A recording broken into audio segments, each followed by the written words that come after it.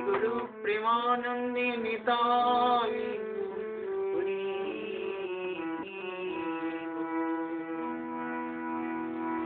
जय जय श्री प्रेम करो जय जय श्री प्रेम करो अद्भुत जगत प्रकाश अद्भुत जगत प्रकाश ज्ञान पीर बधु गेनु ज्ञान पीर बधु गेनु सुचंद किरणे करुणा सुचंद किरणे करुणा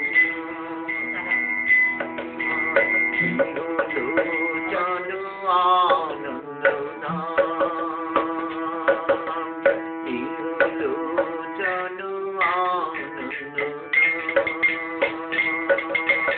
অজাচিত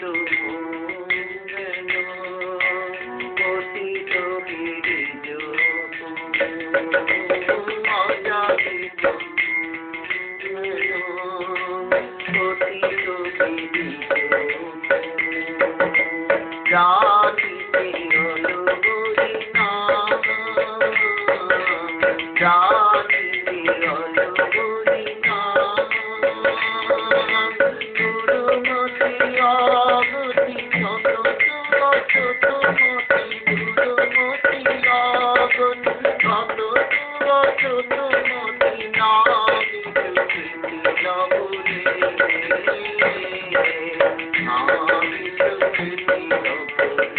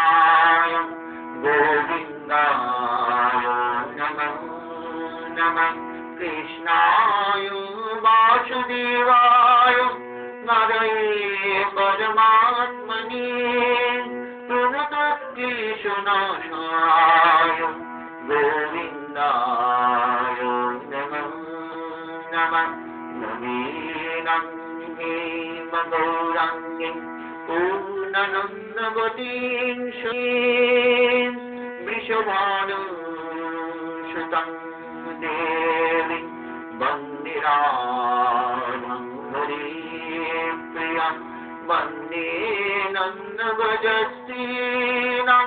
पादरेणुमभिघ्नशान् याशं हरिकथोदिगीतं पुनामाहि भुवनोदयं मूकं करोति वाचालं पङ्गुं लङ्घयति गिरिं यत्कृपान्तमहं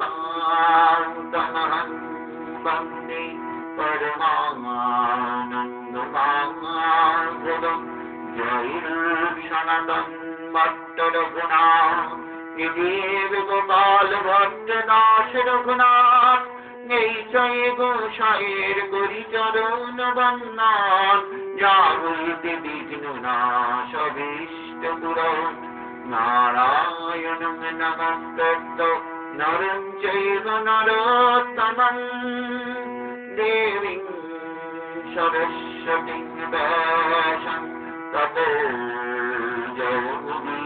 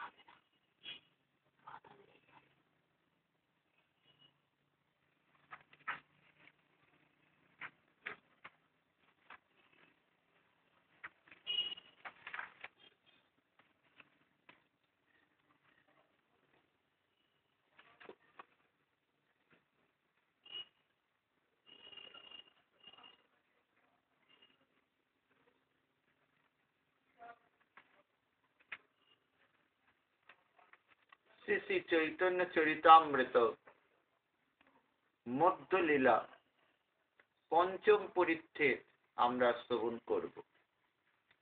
কবিরাজ গোস্বামী বলছেন, পথব্যাং চলন যাও প্রতিমা স্বরূপ ব্রহ্মণ্য দেব শতাম গম্যং দেশং যজৌ বিপ্রকৃতিত ভূতেহং সাক্ষী গোপালং অহং নতস্মি।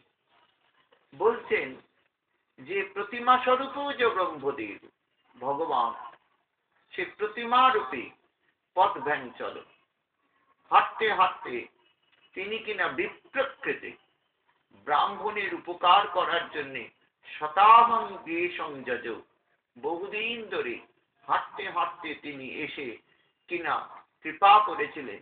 সেই যে তার অদ্ভুত লীলা সাক্ষী গোপাল, সেই বৃন্দাবন থেকে তিনি কিনা হাঁটতে হাঁটতে হাঁটতে হাঁটতে উড়িষ্যায় চলে এসেছিলেন। সেইটা আমি বর্ণনা করব। সেই বলছেন যে মহাপ্রভু নীলাচলের পথে চলেছেন। মায়ের নির্দেশ যে বৃন্দাবনে না থেকে বাবা যদি তুমি নীলাচলে থাকো।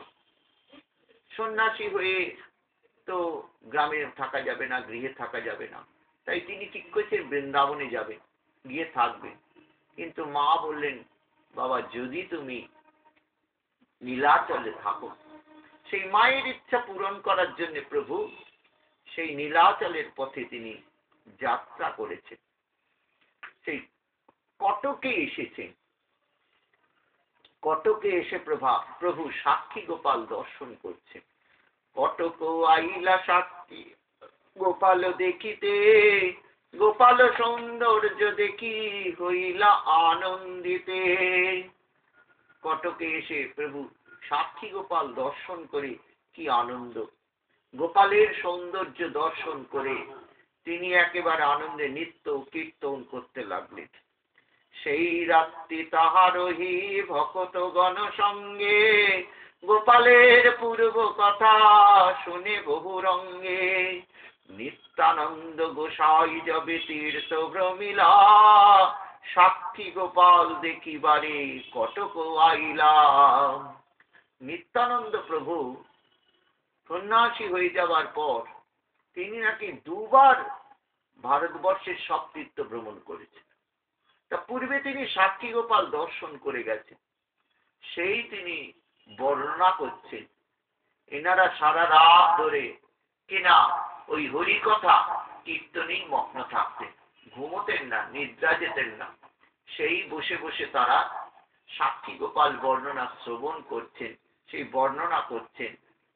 কি ঘটনা ঘটেছিল যে বৃন্দাবন থেকে গোপাল কিনা এইরকম ভাবে কটকে চলে এসেছিলেন, ব্রাহ্মণ কি করেছিলেন তাই বর্ণনা করছেন। পূর্বে বিদ্যানগরের দুইত ব্রাহ্মণ, তীর্থ করিবারে দোহে করিলা গমন। বিদ্যানগর বলে একটা উড়িষ্যায় গ্রাম ছিল, সেইখানে দুই ব্রাহ্মণ থাকতেন। একজন কিনা বৃদ্ধ কুলীন পণ্ডিত বিত্তবান, আর একজন যুবক কুলীন ব্রাহ্মণ নন, লেখাপড়াও জানেন না, আর দরিদ্র, বিত্তও নেই। আর এই যে বৃদ্ধ ব্রাহ্মণ, কুলীন ব্রাহ্মণ, এনার খুব ইচ্ছা হলো যে কিনা তিনি তীর্থ ভ্রমণে যাবেন। আগেকার দিনে মানুষ তীর্থ ভ্রমণে যেতেন বয়সের যখন 3 ভাগ প্রায় শেষ হয়ে যেত, বৃদ্ধাবস্থায় বেরোতেন, আর বেশিরভাগই আশা করতেন না যে আর গৃহে ফিরে আসবে, সেইখানেই দেহ পাপ হয়ে যাবে। সেই মনোভাব নিয়ে ব্রাহ্মণ ঠিক করলেন আমি তীর্থে যাব। সেইখানে এই যুবক অর্থাৎ ছোট বৃত্ত কানে গেল যে এইরকম একজন জ্ঞানী পণ্ডিত ভক্ত ব্রাহ্মণ তীর্থে যাচ্ছেন। তিনি শুনেছেন এইরকম ব্রাহ্মণের সেবা করলে খুব পুণ্য লাভ হবে। তাই তিনি বড় বিপ্রের বাড়িতে এসে তার নিবেদন জানালেন যে আপনি যদি আমাকে সঙ্গে নেন, আপনার আমি সেবা করব। বড় ব্রাহ্মণের ভালোই হলো, আর বাড়ির লোকেরও সঙ্গ নিলেন। সেই দুজনে মিলে তারা কিনা তীর্থে বেরিয়ে পড়লেন। গয়া বারাণসী আদি প্রয়াগ করিয়া, মথুরা আইলা দোহে আনন্দিত হয়া। এইরকম ভাবে এক এক করে তীর্থ করতে করতে তারা মথুরা এসে পড়লেন। এটা শেষ তীর্থ আর কি। এইরকম ভাবে মথুরা এসে বনযাত্রা করছেন। দর্শন করতে করতে গোবর্ধন দর্শন, দ্বাদশ বন এসব দর্শন করছেন। গোবিন্দ খুব আনন্দ হচ্ছে। সেই বলছেন সেইভাবে ঘুরতে ঘুরতে গোবিন্দ মন্দিরের কাছে তখন একটি মন্দির ছিল, সেখানে গোপাল রূপে শ্রীকৃষ্ণ থাকতেন। সেইখানে এসে বড়দেব পেট খুব আনন্দ হয়, বললেন আমি এখানে কটা দিন থাকবো। সেইখানে থেকে গেলেন। কেশি তীর্থে কালিয়র দাদিকে কইল স্নান, শ্রীগোপাল দেখি তাহা করিল বিশ্রাম। কেশিঘাটে সেই বলতেন সেখানে এসে বিশ্রাম করলেন গোপাল। কেন? গোপাল সৌন্দর্য দোহার নীল হরিমন, মানে এত সুন্দর তাদের লাগলো সেই গোপালকে। বললো কটা দিন এখানে থাকি না, এইরকম ভাবে।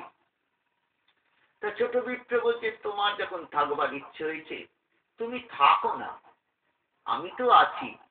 বলে এইভাবে দুজনে আছে। ছোট বিপ্র তো খুবই সেবা করে। বিপ্র ককে তুমি আমায় বহু সেবা করিলে, সহায় হইয়া মোরে তীর্থ করাইলে। বৃদ্ধ ব্রাহ্মণ বলতেন ছোট ব্রাহ্মণকে, তুমি আমার তীর্থে খুবই সাহায্য করলে, এত সেবা করলে। পুত্রেও পিতা রইছে না করে সেবন, তোমারে প্রসাদে আমি পাইলাম শ্রম, না পাইলাম শ্রম। বলছেন এইরকম সেবা পুত্রও করে না, আর তোমার এই সেবাতে আমি এত আনন্দ পেয়েছি, এত আরাম, যে মনেই হচ্ছে না যে আমি তীর্থে যাচ্ছি, কষ্টই অনুভব হচ্ছে না। তা আমি তোমার কাছে কৃতজ্ঞ হতে পারবো না। আমি তোমাকে সম্মান দিতে চাই। কি সম্মান দেবেন? কি দেবেন তিনি? তাই বলছে অতএব তোমারে আমি দিব কন্যা দান। আমার একটি কন্যা আছে, সেটা তোমাকে দান করবো, অর্থাৎ তোমার সঙ্গে বিবাহ দেব।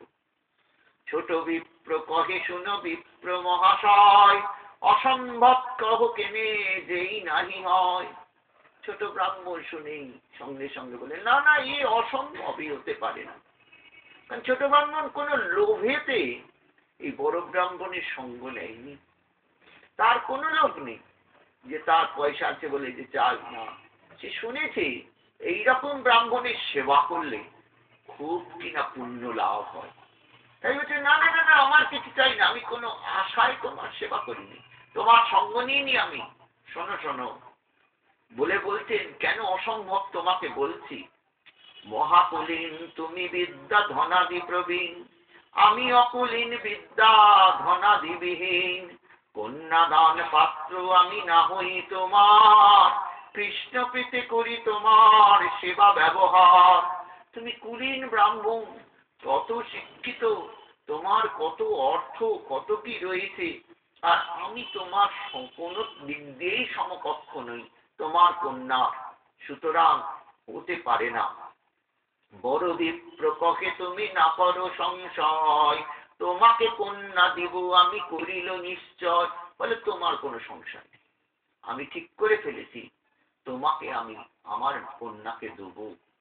ছোট বিপ্র কহে তোমার স্ত্রীপুত্র সব, বহু জ্ঞাতি গোষ্ঠী তোমার বহুত বান্ধব। তোমার পরিবার আছে, তোমার ভাই বোন স্ত্রী এরা সব আছে, তারা কেন তোমার কথা মেনে নেবে? তারা দেবে না। বলতে গিয়ে বলছেন তাহলে শোনো, ভাগবতে আছে রুক্মিণীর পিতা বিশ্বক তাহাতে প্রমাণ। শ্রীকৃষ্ণের পত্নী রুক্মিণী, দ্বারকা লীলা। এই রুক্মিণী শ্রীকৃষ্ণ কথা শুনেছিলেন। রুক্মিণী কোনোদিন কৃষ্ণ দর্শন করেনি, এবং তার পিতাও বিশ্বক। শুনে তাদের দুজনেরই, পিতা এবং কন্যা দুজনেরই খুব ইচ্ছা হয়েছিল কৃষ্ণের সঙ্গে বিবাহ হোক। এমনকি বলছেন রাজ্যবাসীগণের পর্যন্ত খুব ইচ্ছা হয়েছিল যে তার সঙ্গেই কৃষ্ণের বিবাহ। কিন্তু বিশ্বকের ইচ্ছা হলে কি হবে? তার পুত্র, তার ইচ্ছা নেই। বলে রুক্ম বললে না, সে ছিল অত্যন্ত কৃষ্ণ বিদ্বেষ। সে বললে না, কৃষ্ণের সঙ্গে আমার বোনের বিবাহ দেব না, আমি সুপালের সঙ্গে বিবাহ।